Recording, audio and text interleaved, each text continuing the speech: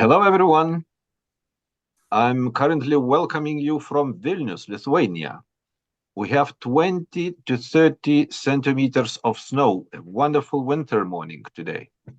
Great to see you, so many interested in the good corporate governance and specifically interested in the good practices of non-executive directors' remuneration in Europe. I am Rytis Ambrazevičius, Chairman of the Board of ecoDa, European Confederation of Directors Associations.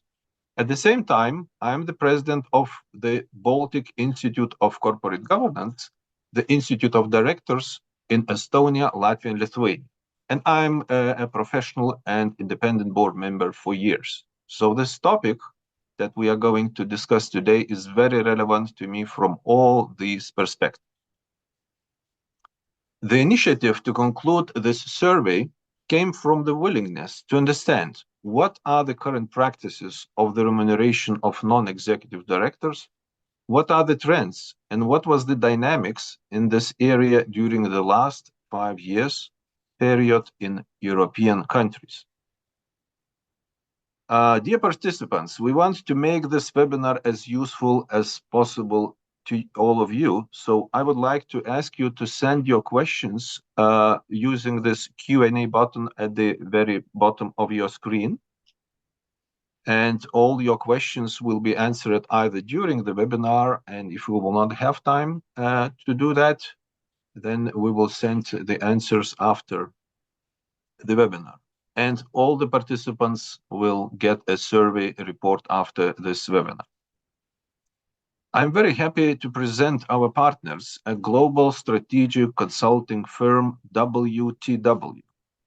Manuel Monteselos is the Senior Director at WTW, and I would like Manuel to pass through our virtual microphone.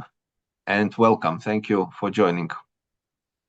Thank you, Rytis. That is a pleasure to be here. Together with me, we have Pia Peel, another senior director in our executive compensation and board advisory practice. We have Anne-Charlotte Giesinger, a director in our executive compensation and board advisory practice, and Niall O'Sullivan, which is more a junior member of the team in the same practice, all located in different places: London, Madrid, myself, Paris for Anne-Charlotte, and Niall. You are in Stockholm, right, Niall? Enjoying some minus 14 degrees, you said? Yeah, whatever. So let's go for it. We are very thrilled to be speaking about that very relevant topic. And as Rytis was saying, some 6 months ago or more or less, we approached ecoDa, and we were exchanging as part of our ongoing interactions about this topic. We were hearing about our clients and companies that, you know, they were experiencing challenges in terms of finding, either attracting or retaining the right talent for the very important non-executive director positions. So we wonder whether, you know, we needed to do some work to prove or to assess whether the current structure or the current quantums of remuneration for non-executive directors is fit for purpose today or not. Because the thesis we have is that if something needs to be fixed and we don't do anything, what is the cost of not acting? Niall, we may be going to the next slide. What is the cost of not acting? And well, in the end, and this is a very personal Manuel's comment, you know, well, we will be worse off compared to Americans and Asians. They will be more competitive and they will attract the talent that we need in Europe to remain competitive. It can be as high level and ambitious as that. And of course, on a company level perspective, it has to do with their adequate corporate governance or good corporate governance if you don't have the right talent. So this report, this webinar today is going to cover the work that we did throughout these 6 months together with ecoDa So the contents we can see in the next slide is first we are going to be showing or revealing a little bit of quantitative research, and then Charlotte is going to be going over that. Then we are going to be sharing the findings on the survey we made to you, to non-executive directors across Europe, and both Pia and Charlotte and myself will be going through that. And then hopefully we all, together with Ritis and ecoDa members, Beatrice and ourselves, can go through conclusions and findings based on all of that. So let me set the context very briefly, very quickly. What is the starting point? Board fee increases, if we are talking about the quantum portion of this research, the quantum, the amount of fees that non-executive directives are getting have seen limited or modest increases throughout the last 5 years. At the same, and failed to keep up with inflation, of course, but the inflation issue is a more recent issue. At the same time, what we are witnessing is that non-executive directors are facing a significant, more complex world, more accountability, more time demand, more complexity, significant increased time commitment, whether it is because the board mandate has expanded, ESG, climate, diversity and inclusion, human capital metrics, or simply because everything has become more complex, either because of the globalization, thanks to COVID. I mean, COVID was horrible, but one thing that brought is a true globalization, or just because we are maturing and investors, proxies, and stakeholders in general are scrutinizing companies more. The truth is that you all non-executive directors, and we are going to see that in the survey research, are feeling a significant extra complexity and time commitment needed on that. So, with all of that, we were thinking, is this working? As I said, that's the thesis. So I would like to hand over to Anne-Charlotte and by the way, if you don't say Anne-Charlotte, the numbers we are going to see are pulled from the largest corporation in Europe, meaning more than 50 billion market cap, and where a country may not have that sizable companies, we just picked the largest 4 companies. Now, this is important because you are going to see some big numbers somewhere, and you may say, oh, that's a lot. That's because it's the big companies, but it would apply to smaller companies as well. The fight for talent, and this is a very much HR concept, is something that we are applying to non-executive directors, even though it's not really an HR matter traditionally. But that's the key point. Anne-Charlotte, over to you. Thank you. Thank you, Manuel, and hello, everybody. I'm very pleased to be here today. So as Manuel was explaining, we have this increase in responsibility, time commitment, skills required to be a non-executive director now. So we were interested to see whether the compensation level had evolved as well over the past 5 years. So we looked at the largest companies among the 15 countries that were part in this European survey. So we looked at 185 companies, very large market capitalization, except for a few countries that we'll discuss after. And overall, I think the picture is pretty clear here. You can see easily that the compensation of non-executive director and the compensation of chairs as well has remained fairly stable over the years, over the 5 years period. On one hand, when we compared it to the CEO compensation, it's way more stable. The compensation was not impacted as much by COVID as we could have seen it for CEOs of the companies we've studied. But on the other end, what's also happening is that it's now lagging inflation. Stability is lagging inflation, and there is no real increase besides maybe trying to fit with inflation. No real increase to match the increase in time requirements, skills required, and all. So that's the first picture. And so if you move to the yes, thank you, Niall. So now we have this overview of what compensation level looks like in Europe. So as I was saying, very large companies, you have it on the table on the right. And this is a picture of the average director fee, so non-executive director fee, actual compensation paid in 2022 in Europe for those large companies. So also two main facts here is the first one is that obviously there are discrepancies. Some of those discrepancies are tied to the size of the companies we've studied. So if you look at the Baltics, Romania, Poland, the average director fee is below 50,000 euro per year, but it's also smaller companies. But if you move away from the size difference, and if you look at maybe more the Western and continental Europe, you would see for the similar size company, very different fee levels for non-executive director compensation. So if you compare France and Spain, for example, Germany as well, Belgium, etc., and the Nordics, there is a huge discrepancy there. And when we compare Europe, generally speaking, to the USA, the difference is even bigger. We studied what we have for the Standard & Poor's 500 for 2022 compensation, and the average director fee amounted to $310,000 per year. So all of that to say, after looking at this picture, what the numbers have been saying to us, okay, that's the situation now. So we were interested in saying, are things going to evolve, and what are the proxies saying about that?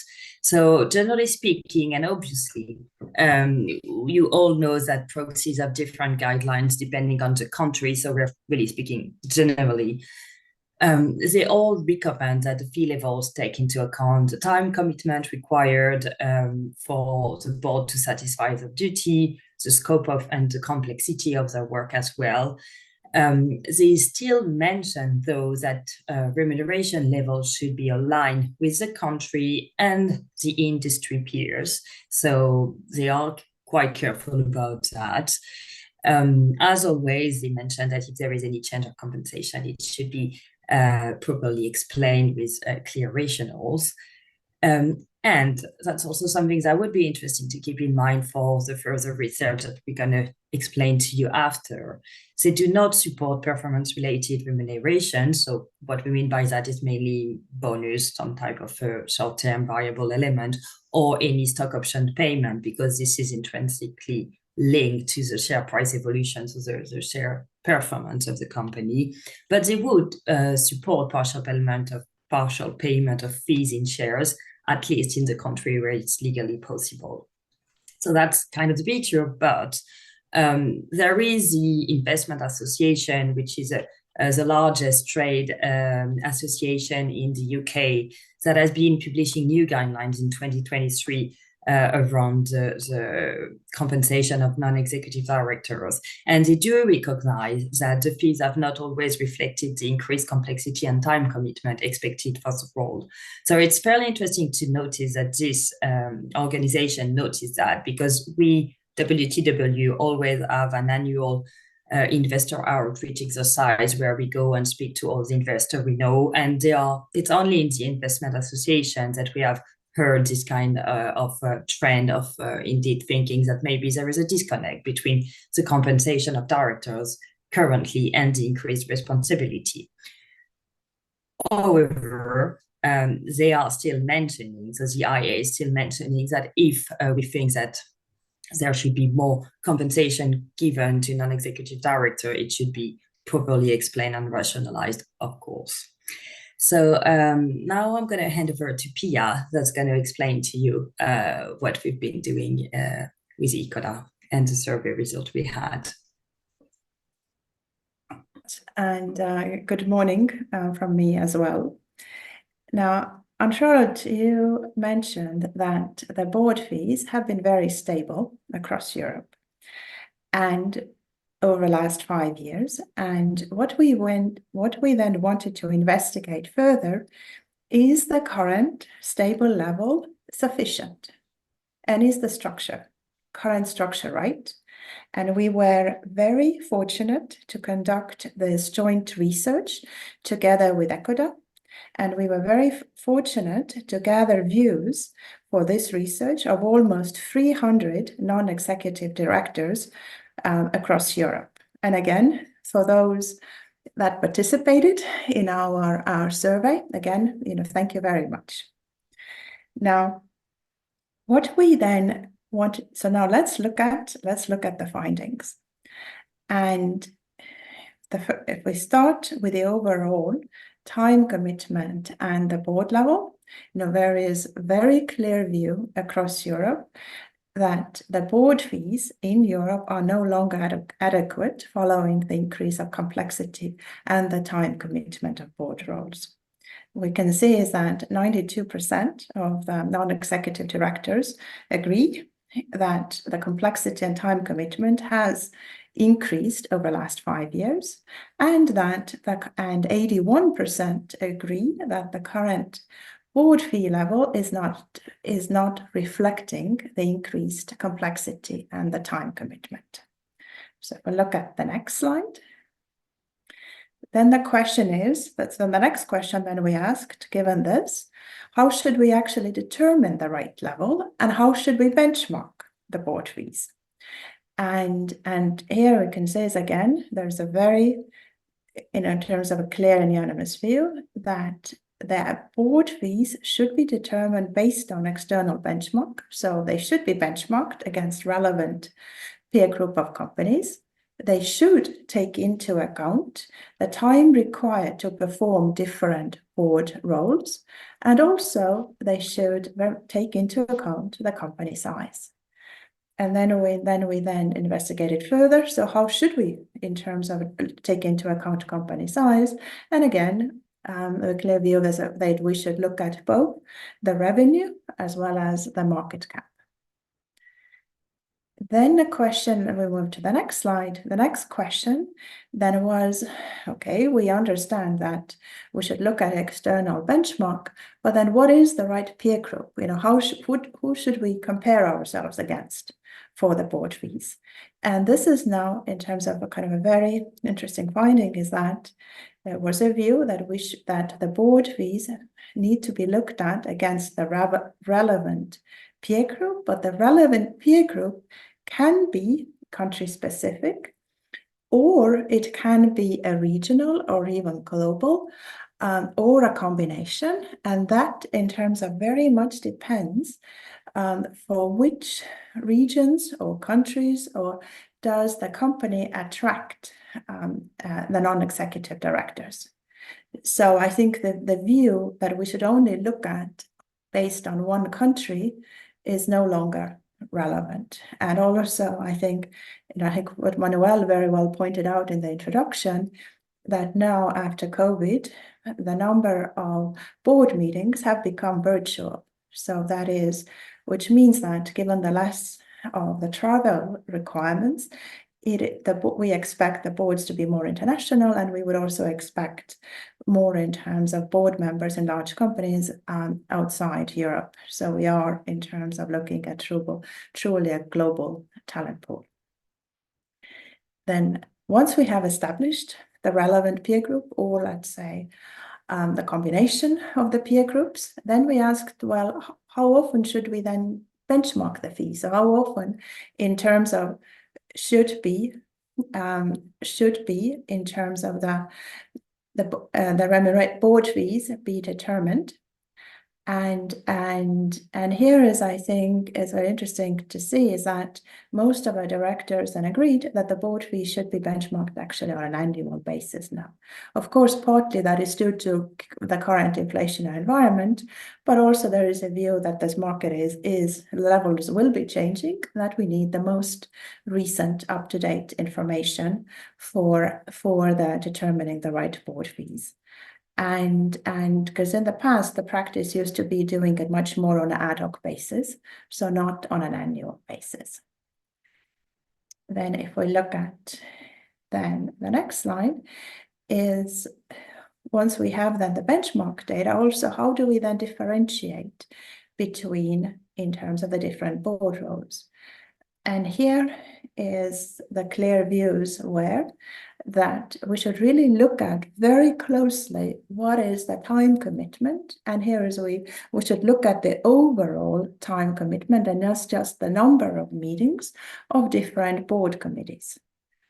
And that the fees should take that into account, so that for example, the different board committee fees, can vary between the committees, and also they can vary based on the skills, experience, and qualifications required to fulfill the roles of the different board committees. Now, the next question was, should we then, if we were to increase in the fees, should we look at the overall board retainer or the committee fees? And here, in terms of the views, were that actually that we should increase the committee fees more than the board retainers, because there is much more work now that happens at the committee level. And that in terms of should be taken into account. And then we also looked at in terms of the relativity between the chair versus the members of the committee. And here I would say is the practice still varies. So we tried to see if there was a one view across Europe, how much in terms of higher should the board chair fee be compared to in terms of the other board members. And here, of course, it varies. So from, basically double or the 3 times higher, and that also depends very much on the structures at the 1-tier or a 2-tier board. Then if we then look at, and the next slide is then, we wanted to understand views, what should there be individual differentiation in board fees per director? So, for example, is that instead of saying that we have for board membership, there is a fee, for example, of 50,000 euros a year. Shouldn't we have a uniform amount, or should it actually vary between the directors? So some might be 30,000, other might be, for example, 70,000. And here, the clear view was no, it should not vary. We should determine the appropriate board member fee level, but then we shouldn't have individual variations. So it shouldn't vary, for example, that if we have an individual based, for example, in the US versus, let's say, in the Netherlands, so we shouldn't take the geographic location of the board member into account. Because, and the reason that is that the board members should, in terms of work together as a team, and it should be in terms of the fee should be reflective of, for all, the market level.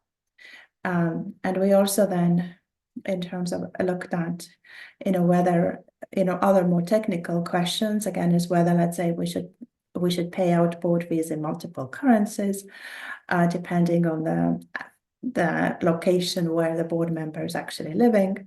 But again, there was very, I would say, clear view here is that it shouldn't. So it should be, the fee should be competitive, but then it should apply the same in terms of fee level for all individual board members.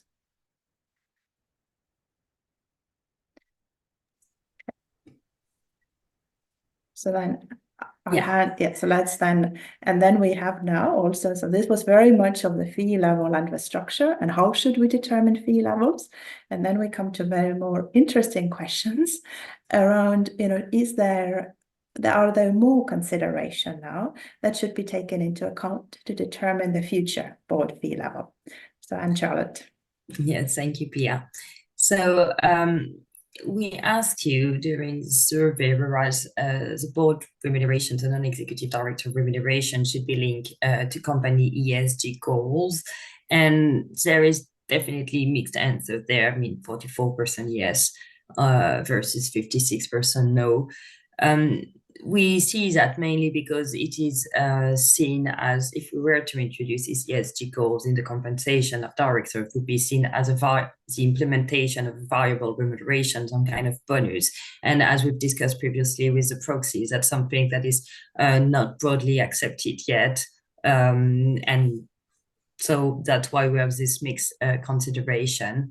For the directors, we actually agreed that there should be a link with it. We didn't really get any more additional views on how that should be implemented, but some think it's actually part of the responsibility of the board, and would think it's an interesting question for the future, and that would challenge the board to help the management, for example, in the future, and that this type of non-financial KPIs are definitely important in the compensation of non-executive director.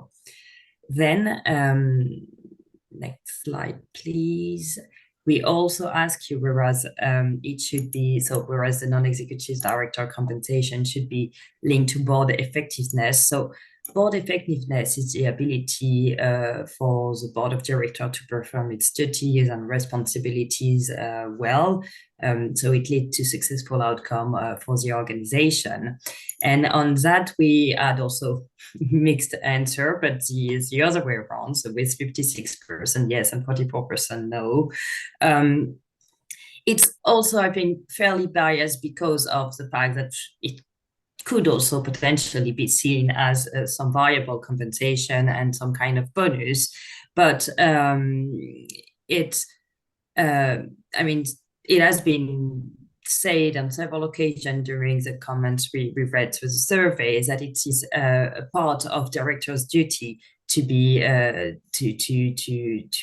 be responsible for the board effectiveness, and if there was some failure to that, then that should lead to the end of the director mandate. So that would be more likely into the mandate in itself than to the compensation of the board. And I'm going to lead it to give the end to Manuel to present you some insight on the payment in shares. Yeah, I'm particularly passionate about this topic. So let me, and that's a complex and very debatable topic. So the theme is, as part of this thesis of should we need to look at changing the structure of non-executive board directors, and would paying a portion in shares be an alternative to that, which would eventually also help increasing compensation if things go well. So the point here is, first, very important point, we are not talking about variable. We are not talking about putting any type of incentive. This is simply, if you're getting 50,000 euros in cash, well, now you get 40,000 euros in cash and 10,000 euros in shares. That's it. There is no variable. It's a fixed component.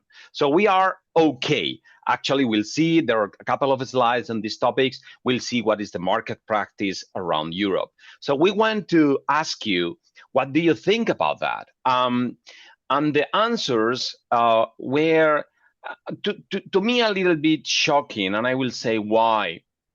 So first, we ask, is there a conflict of interest? Because again, if you have shares or you get a portion in shares, you may be biased to make some decision to increase the value of shares, which is good for the shareholders, which is, yeah, theoretically good, but someone may argue, but companies are there for more than the shareholders. The breadth of stakeholders is wider. Yeah, and that's true. More or less 50% said yes, 50% said no. Then we directly asked, should we include shares as part of fixed retainer? And 50% said yes, 50% said no. What shocked me a little bit is when we asked, do you have to have share ownership guidelines? And let me, before getting into that, what is a share ownership guideline? A share ownership guideline is an internal rule that a company would impose to their non-executive directors, as well as their executives, whomever they are, to keep a portion, an investment in the company, a number of shares, whether it is a bulk amount, whether it is a number of shares, whether it's a percentage of the annual pay or the annual retainer, it doesn't matter. And here, 73% of respondents say, yes, we should have it. Why I said I was a little bit shocked, because in my mind, receiving shares or having the commitment to buy shares is in nature the same. At the end of the day, you are bound, you are committed, you are aligned to the shareholders through the share component. Whether you put your money in, it doesn't matter. Once the money is yours, it doesn't matter whether it came from the retainer or from your savings. It's your money. So it would be the same in my mind as receiving a portion in shares in terms of the driving behaviors that we are talking about. So I would flag this and leave it there for the discussion later. There were, when you get this report later, you can read some of the comments in the positive or negative. I think some people said very intelligently, the US guys really use shares. They even use variable. We are not going to go to variable, but we need, kind of to cope with it. It's a secondary element. Let's go to the next slide, Niall, to see, there are some comments here that I'm going to share while we see this map. So what happens in Europe? We have a pretty, we have a predominant landscape where fees are not paid in shares. You can see there in this pinky color. And you have just some exceptions where payment in shares occurs. Very prevalent in Finland, very prevalent in Switzerland, 74, 76%, and, starting kind of in Belgium and in the UK. Again, I want to connect these with the share ownership guidelines, because what we are seeing is, in this map, we are seeing, hey, how many companies are actually using this feature, paying a portion of the returning as a fixed element, a portion of the retainer in shares, and we see that. But how many companies do actually have share ownership guidelines? And we didn't do a wide review of the whole Europe, but there is a small, section there that companies that we look at the main indexes in Belgium, Switzerland, Finland, France, and the UK. And, let me pick France, for instance. In France, 88% of the CAC 40, have share ownership guidelines. So the non-executive directors in France have a skin in the game, even though the French commercial law does not permit payment in equity for the non-executive director. But those companies believe that those non-executive directors have to have, a portion of their commitment or engagement with the company represented in an investment into the company. Another, numbers are usually high, Switzerland, 100%, Belgium, 35, incipient practice, Finland, 25, but 76 of companies are actually doing it, are having paid in shares. So again, I want to recall my comment initially in the previous slide. For me, getting a portion of the return in shares or having share ownership guidelines is more or less the same. I think it's a valid element for discussion and reflection whether we should be advocating for a wider use of this feature or not. I'm just saying it's worth the discussion. The only country that has seemed to be a little bit clearly reluctant to that is the Netherlands, where the Dutch corporate governance code really says, no, don't pay with shares. But it's the only country across Europe. I hope I haven't forgotten any important comment here, but otherwise, Pia or Anne-Charlotte or Rita just chime in, or we can address it later on. But then I think we're pretty good on timing. So let's go for conclusions and recommendations. Thank you. So I will then, in terms of, let's quickly look at the conclusions. And I think it's easy in terms of to discuss the conclusions. It's because we've had, such a number of topics, such a clear views, which are supported by both qualitative and quantitative research. And so the conclusion in terms of the number one of this is that both quantitative and qualitative analysis clearly show that currently, as a result of the very stable board fee structure in Europe for the last 5, or even I would say even last 7 years, there is now a clear disconnect between the time commitment and the responsibility of board members across Europe and the current fee levels. So yes, to answer our main question posed, is it time for the change? Absolutely, it is time for the change, and it is time to, in terms of look at this for the next couple of years, based on also our own research and our own interactions with our clients. And we tend to work with, large, in terms of multinational companies across Europe. Also from the company side, it is on their agenda now for the next couple of years to conduct a detailed review of the board fees. Then, yes, secondly, if this is not then in terms of addressed, we may have an issue that we're not able to attract, but also retain and also convince the board members to spend the required time on their board duties, given the current fee levels. Then if we turn to the next slide, the question is then, how should we then go about addressing this? And here on this slide, we have outlined some possible considerations then for further consideration. So first of all, yes, for us to start looking at and adjusting that, first of all, each of the companies should then determine the relevant peer groups for external benchmarking and really look at in terms of whether we should look at country-based or the border peer groups.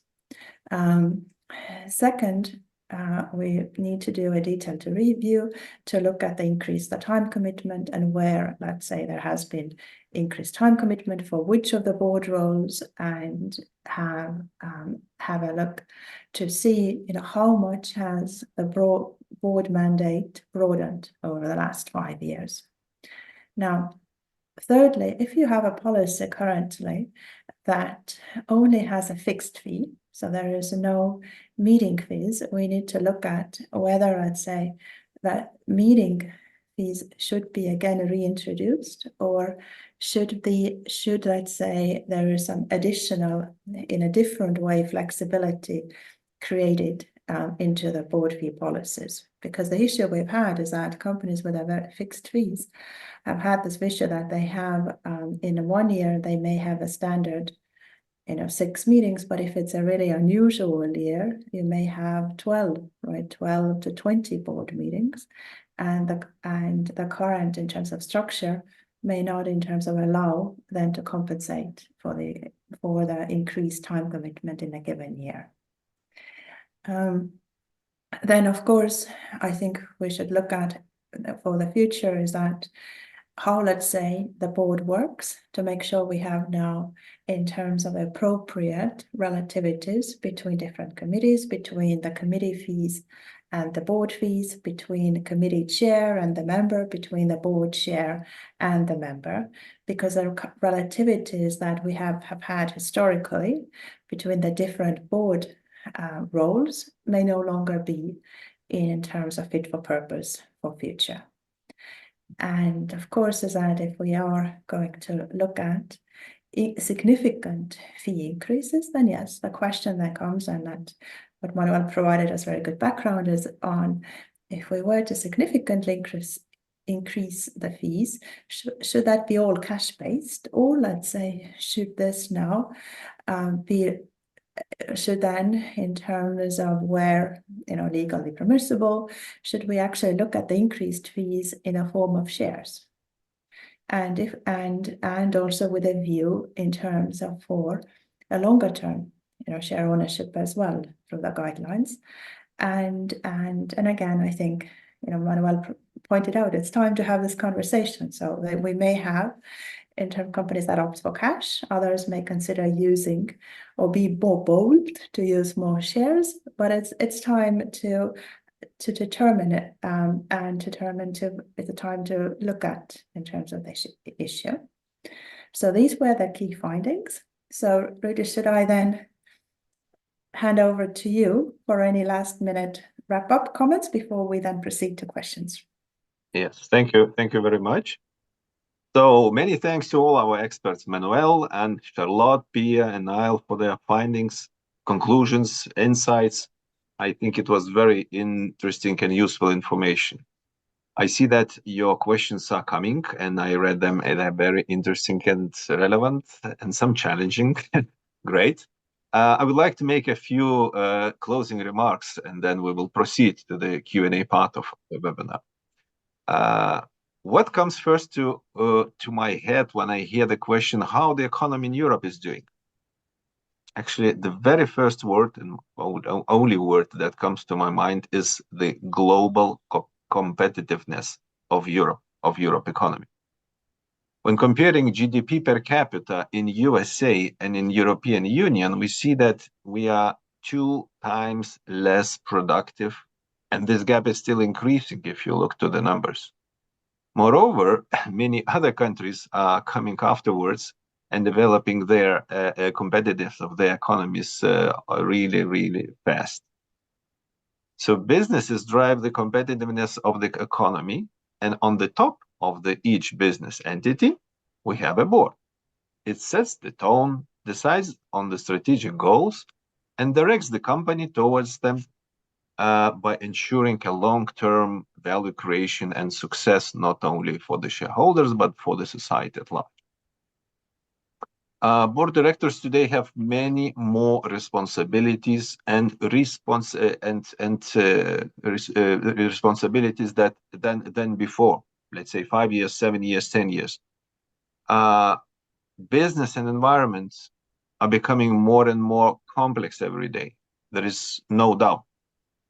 It is evident, and it's the fact I can confirm from my own perspective, from my own long-term engagement on the boards, that directors have to dedicate much more time to the work on the board, to learn much more, many new things, to be in line with what is happening inside the businesses, outside us, and so on, and engage themselves much more. So, with the high engagement of directors, their remuneration levels should be reviewed accordingly. And we in Europe do not have time to postpone this alteration, because my feeling is, and my view is, that we are already lagging behind. I want to mention specifically the Baltics and other Central European countries, because we are having young economies just over 30 years ago gained back independence from 50 years of occupation by the Soviets. The growth of these economies and the growth of competitiveness is crucial, and the companies and their board specifically are playing the vital role. So what companies and economies do we want to have in the coming future? What boards of our companies do we want to have? It is up to us to decide. We have to remember the old saying, you get what you pay for. So let's take this responsibility into our hands, use the best practices, implement necessary changes, and make our economy stronger and more competitive globally. So thank you. And now let's go to the Q&A session. There are plenty of questions already. Yes, indeed, Ritis, Beatrice Richebom from ecoDa speaking. We have quite a few general questions. Maybe we can start with them. The first one is about the benchmark that we have been using for non-exec compensation. And the question is, shouldn't we have compare non-exec compensation not only with CAO compensation, but also with employee remuneration? I don't know, Manuel, if you have a view on that. Yes, thank you, Beatrice. I think the intention that we had is not really comparing against CEO compensation, but really providing you some grounds to, or to match it, whatever, some grounds to compare. So I think, you know, a CEO is a critical role in a company, and it is socially responsible to pay right, whatever is the right thing you have to determine to the CEO. I would say a non-executive director function is, I personally think is more critical, but let's say as critical as the CEO. So it should be fair to pay appropriately, as Ritis was saying in his conclusion at the end. So it's not about whether non-executive director fees should match in terms of increase what a CEO made. It's just the intention was to make you reflect and see, hey, we pay a lot of attention to CEOs, and we are not paying a lot of attention to non-executive directors, and we should. that was the intention there. The other point was, employees, have they got the same level of complexity increased? Well, the world has become more complex. I agree, but I would say, and please anybody else opine, I would say that the level of increase for non-executive directors is clearly higher than the average level of increase for a standard employee. A salesperson, whatever, a salesperson in my company is more or less in the same level of complexity than 3 or 4 years ago, a little bit more, but not that significant. So, that was the intention there.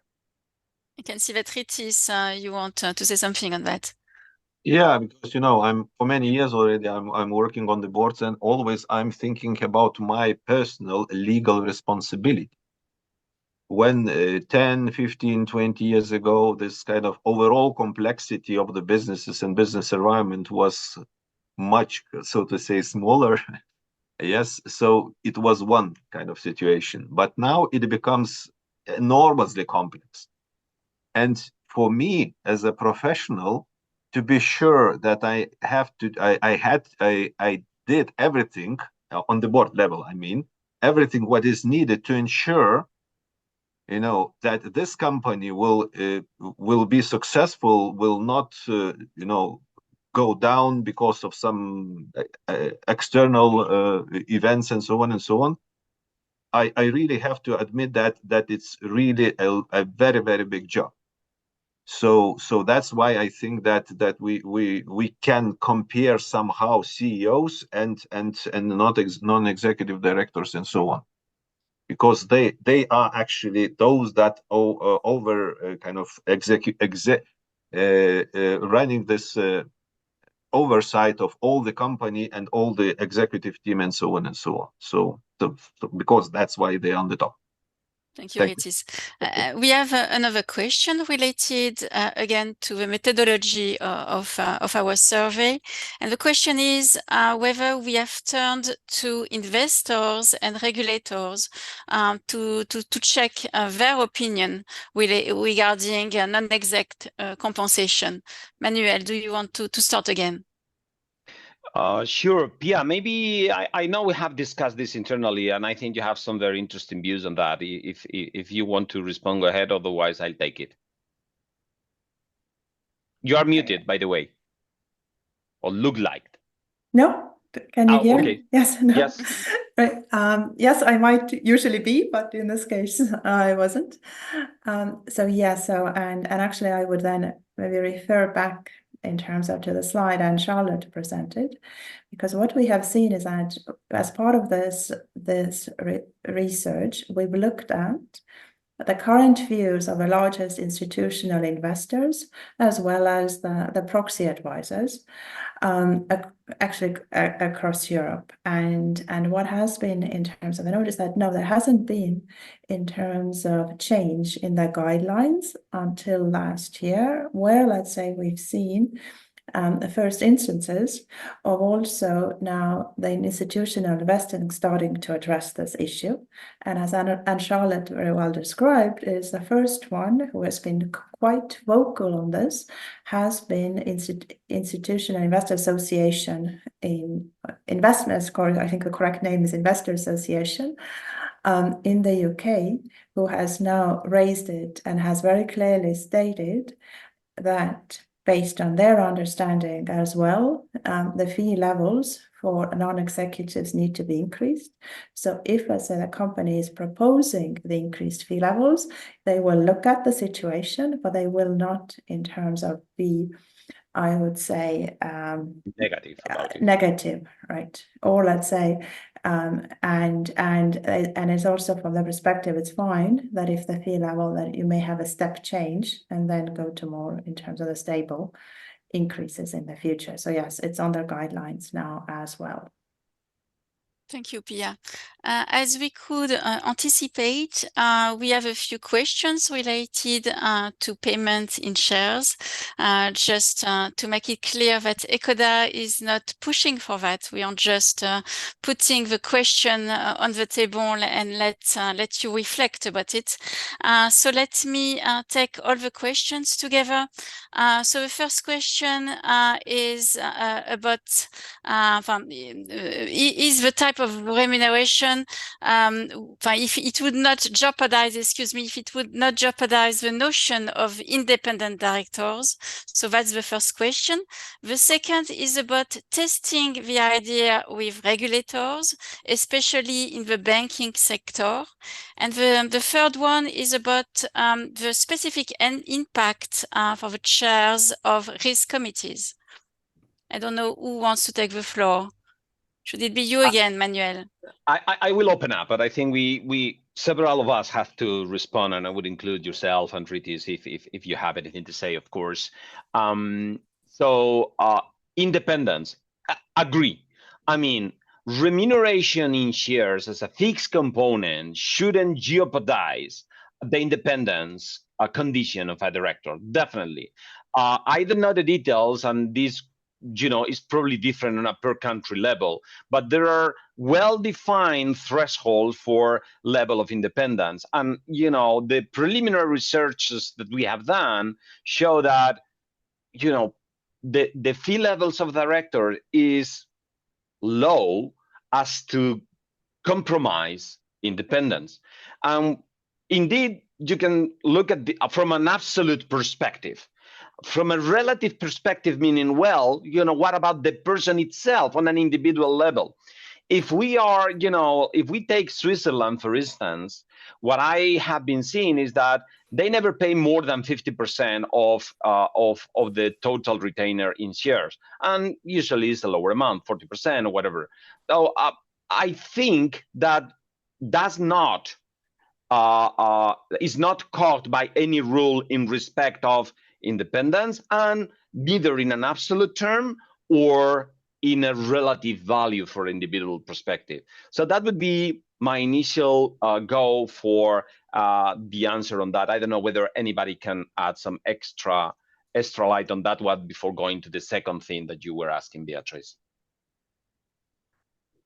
So I very much agree with Manuel that this independence and shares and variable part is very sensitive, and I myself, I was never working on the board having this remuneration, two parts remuneration with the variable part. But any board I was serving on, and the company and the shareholders were really happy with the overall results, long-term results. So I'm sometimes thinking that if you are not going to pay, dear shareholder, to me the variable part, I'm not going to work as hard as I could work for the bigger money. So is it the right approach of the non-executives? I'm not sure. It's for the self-consideration. Thank you. Okay, if there are no more contributions to the independence conflict of interest question, the other question was whether we are testing these with supervisors, regulators, and particularly in the financial services industry. The short answer is that WTW, we are not testing that. We are first exploring this with you. We believe it should be. But maybe ecoDa has something to say about that. So please, I go back to you. What is your opinion about testing this with supervisors or regulators? Do you think there is anything to be done in that field?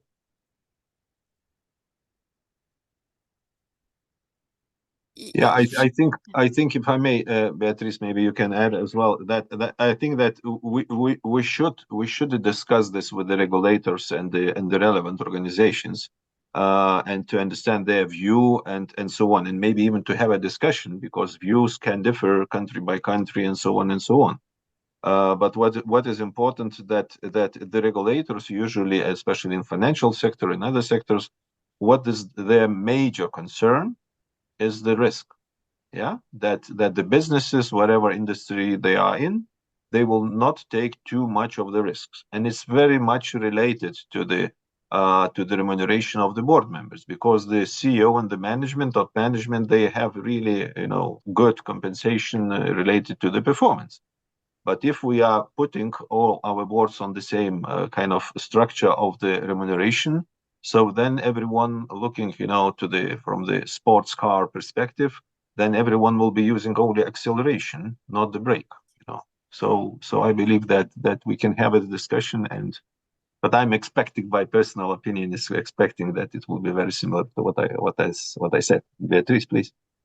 No, I just wanted to say again that we are not pushing for one single solution, but we just want to really incentivize reflection at the different national markets. So it should be really an open discussion still at board level.